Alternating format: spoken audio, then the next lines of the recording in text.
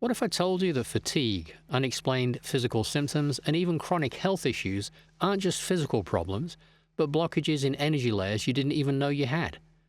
Today, I'm speaking with Amanda, a practitioner who works at the intersection of physical health and energetic healing.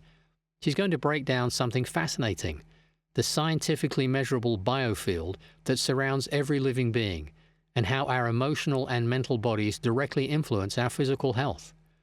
You're going to learn why traditional detox methods can trigger unexpected emotional releases, how children are demonstrating remote viewing abilities in blindfold training courses, and most importantly, simple, practical techniques you can use right now to raise your energy when you're feeling drained. Amanda shares a perspective that bridges ancient wisdom with modern understanding.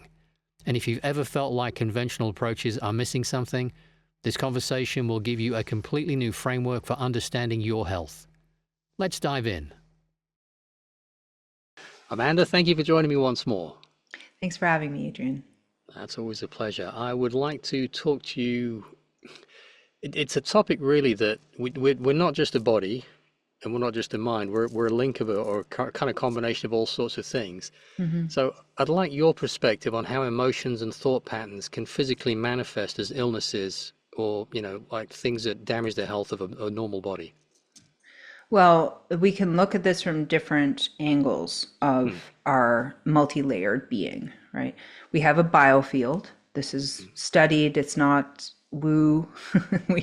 we have a measurable biofield, and that everything really comes down to, if you measure and measure and measure, and anything that exists, it always comes down to a frequency. Everything that has a frequency, even the things we eat, it comes down to a frequency. Everything we take as a supplement, the whole point is not just the molecular level, it's the next level to that, which is the frequency level, and what the energy interaction is. Mm-hmm. And that's the foundational truth of our reality, of our beingness, is this.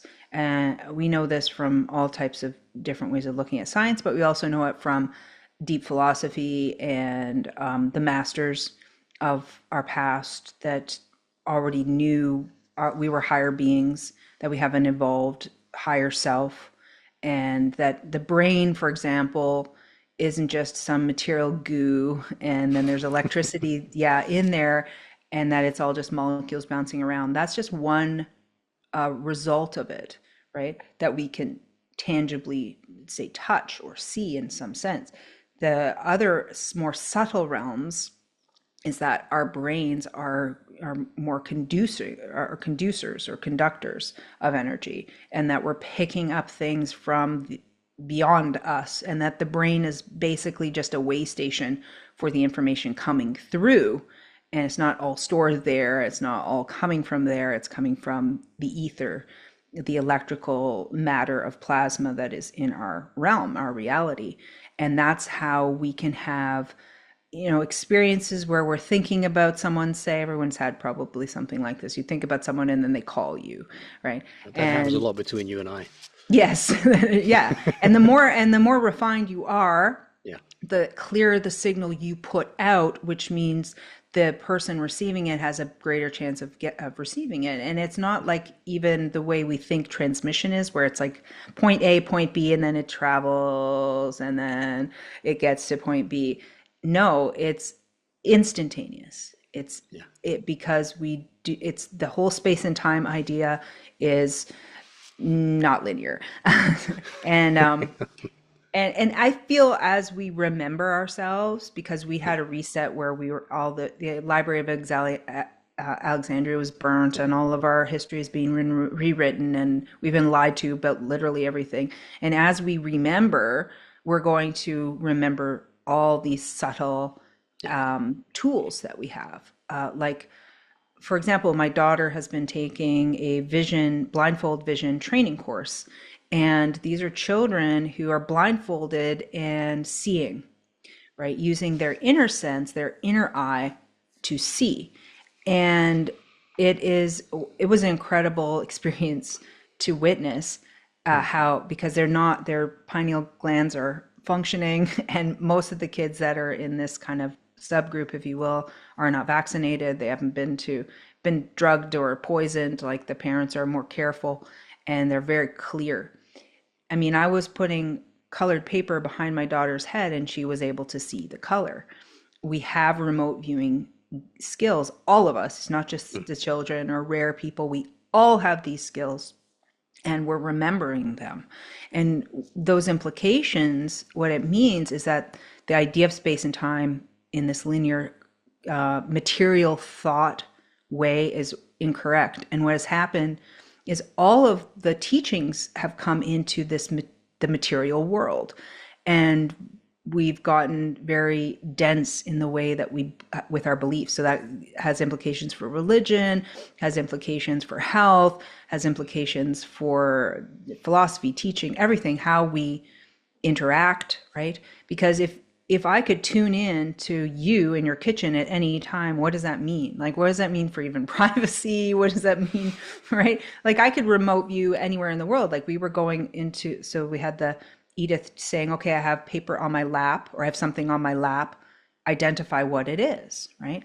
And your first impressions are the clearest, Yes. right? My first impression when she had something on her lap, I saw a blue shiny ball. It was a blue purple color. And when she revealed the item, it was a water bottle, like one of those fancy ones.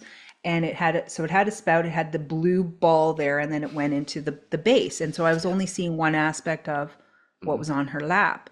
And they call it activation, and then you activate your windows, your inner windows. And that's what we were doing with the kids. And they would describe their windows opening within their sight. And each kid had sort of a different way of explaining it. And my daughter said her left window opened wider than her right side. And she would move the things in front of her to try to get it on the right angle for her inner window to see it, right? We're on the precipice of opening up into this awareness. And so the emotional side, right? We have an emotional, we have a mental, and these are considered bodies. And you can study this material. We have different layers to us that have different frequency sets, and those all are interactive, of course. However, the emotional body has its own kind of realm around you and is integrative, not separated from the whole. But you can describe it both. We can describe light as a wave and a particle. We can describe our forces as layers and integrative at the same. And once you get to this place, you begin to understand paradoxes as well, that the thing you think is disparate is actually one and the same. And that's where the higher thinking kind of steps in, and the higher awareness steps in too. So the emotional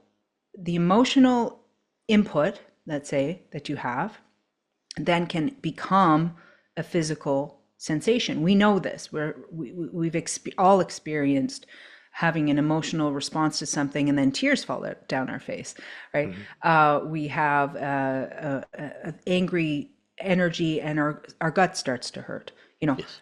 Right? We very well know the association between how we're feeling emotionally and the physical. And then the opposite is true when you're releasing things physically. Say you're doing a detox and you're moving things out physically, you can have an emotional release as well of those things, and that's very perfectly normal and almost to be expected, of course. And therefore, when you're approaching health, you can approach it from any one of those layers. And this is why we must be very accepting of many different modalities of healing. And there's not one right way. And I see this a lot, unfortunately, out there, if you will, that, German new medicine is the only way, or this method is the only way. And they're all the ways. Okay. They all have an ability to access those layers depending on which layer you want to come from. And of course, the subtler layers of healing, vibrational layers of healing, will come from the subtle and then affect the dense. If you're really stuck in some of those layers, it's going to take more to get through. And that's why I usually start with the dense physical stuff, because first of all, most people are trained into thinking about density and physicality as their reality. Okay, so we work with where the person's at. They're used to taking pills for things. They're used to, right? The physicality of the material of the food and that force. Yeah. And so we work with where they're at. I see a lot of people that have come to me in the past with, on 5, 6, 7, 8 different medications. And we have to tease them off these things and help bring the nutrition up. That might mean a supplement. It might, while we educate them on food and all this stuff. And then they get lighter and lighter. And now this becomes more of a topic of conversation that's not difficult for them as much. And we can affect those layers, I find, a lot easier, where we could do some hands-on healing, we can do some tuning forks, we can do some humming and toning and all of that, and they're going to feel that with more sensitivity, and therefore even their mind gets adds to it, right? Adds more value to it, because a lot of people will block that. You come at them with a tuning fork and they're like, or you come at them with like, just tell me about your parents, like, yes, that it's not that it's not going to be helpful, but you have to understand what is the best starting point for someone like that in this existence that we currently find ourselves in. And we don't have like the temples with the bells right now where you could just walk in and be bathed in sound and have it shake out of you.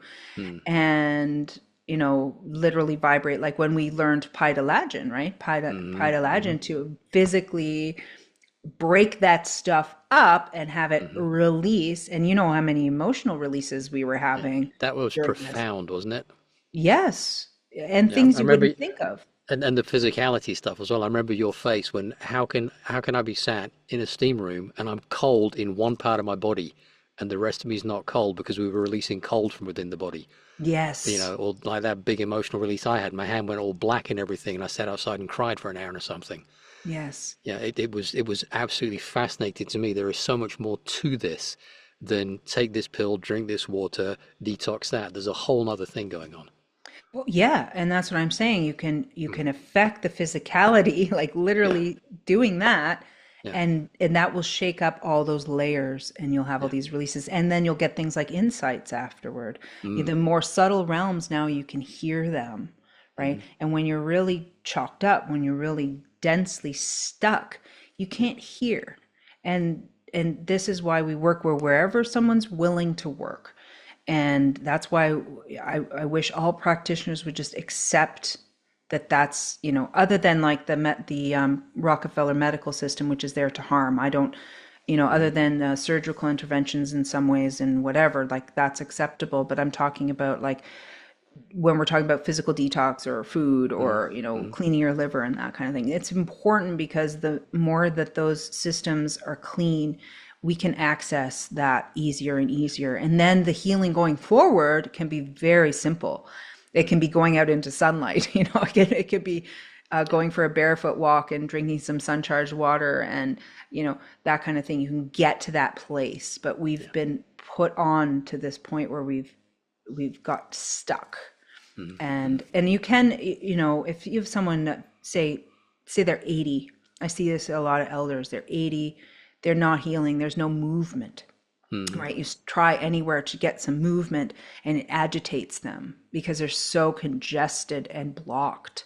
mm, And that's where you might want to start subtly there, just because their mind is really clogged and they're mm, not thinking clear, or they're not able to even put the effort into the momentum that it takes for them to heal 80 years of toxic buildup and mm, emotional entrapment, where they're not even ever releasing anything, especially the silent generation. They were basically taught to never express your emotions, right? mm, How blocked up they can get physically from that. yeah, So it's a beautiful dance, I think, between all of those layers. And that's why I really hope that the healers of the world respect that there are many ways to heal the self, and mm, just because your way works doesn't mean other ways don't work. yeah, yeah. Yeah. Thank you. In your view, what is the most significant emotional or spiritual blockage that prevents people from healing?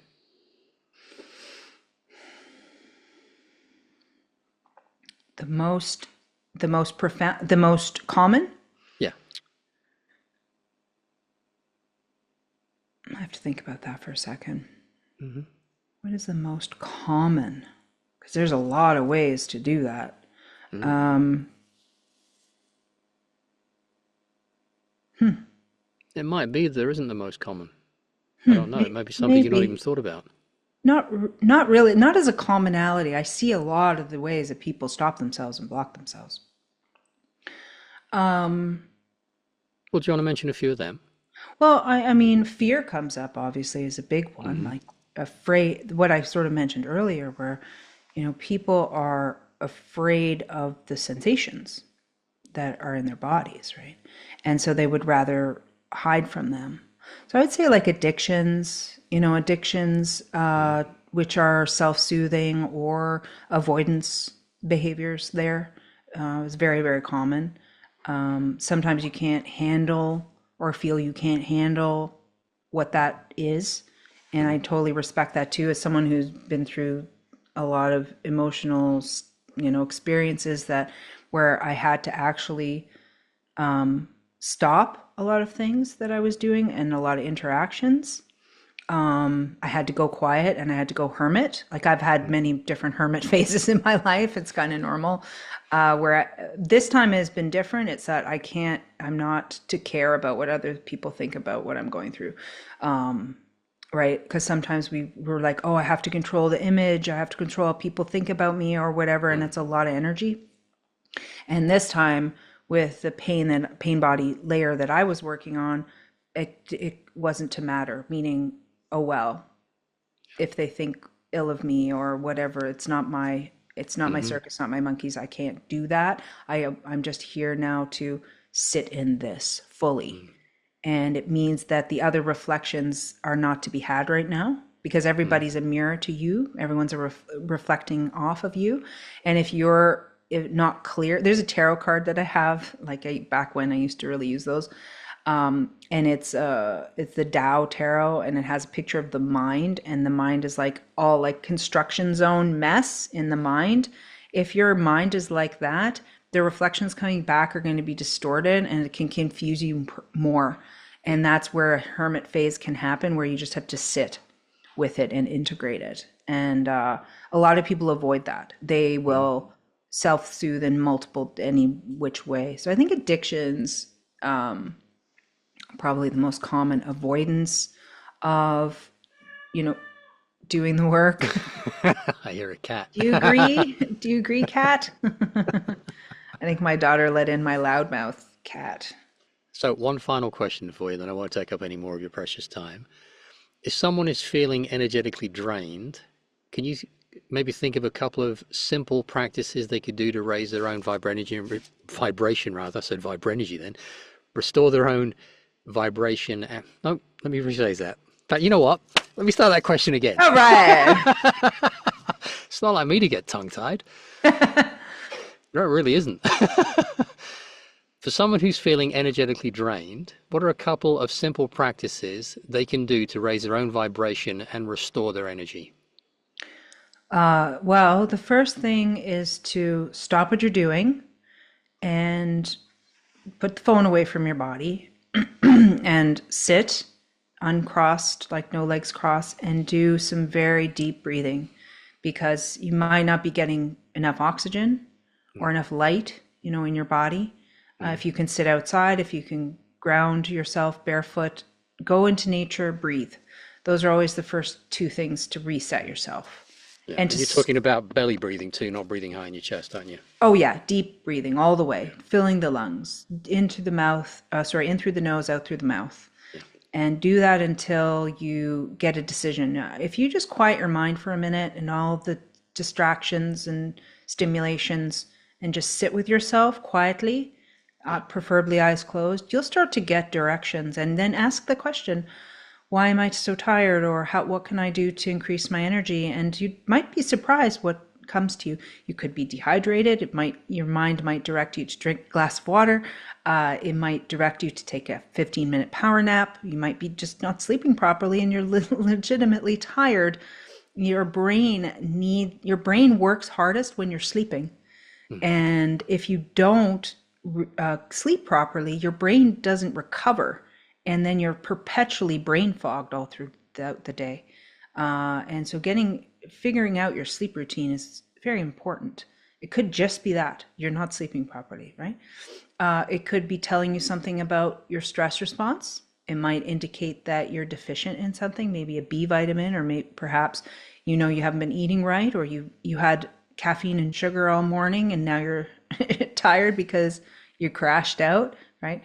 Those kinds of things can happen. And then when I feel exhausted or tired or whatever it is, then I always stop what I'm doing. I don't push through. I honor what I'm feeling, and then I source whatever it might be through that process that I just mentioned, basically. But breathing, changing your breathing rate is one of the easiest, free, and simplest way to bring in more energy. And my spiritual teacher taught me one method. One day we were moving a lot of stuff, and we had walked a lot, and I was feeling tired, and I was actually feeling more than just tired. I was grumpy, right? I was feeling grumpy because a lot of people in pain or tired, they get snappy because they don't feel they have the energy to put the words together, right? Mm-hmm. And I was getting a little snappy with her, and I said, sorry, I apologize. I'm feeling very tired. She said, oh, well, energy is limitless, so just ask for more.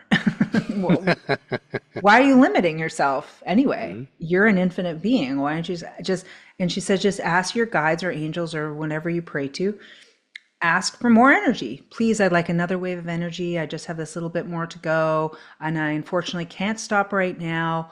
I'm in the midst of it. Would you please grant me or grace me with another layer of energy? And lo and behold, there I am doing the thing, and I'm no longer in that grumpy, slump energy. So also requesting, asking for what you need is very potent. That would tie in with ask and ye shall receive then.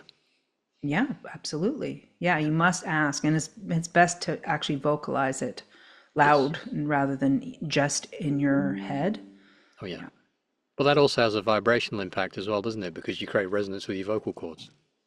Exactly. You are creating a vibrational healing for yourself in doing that. Sometimes you can also go on to, say, YouTube, or if you have your own devices or whatever, and you can put a program, frequency program on that gives you another wave of energy too, right? There's all kinds of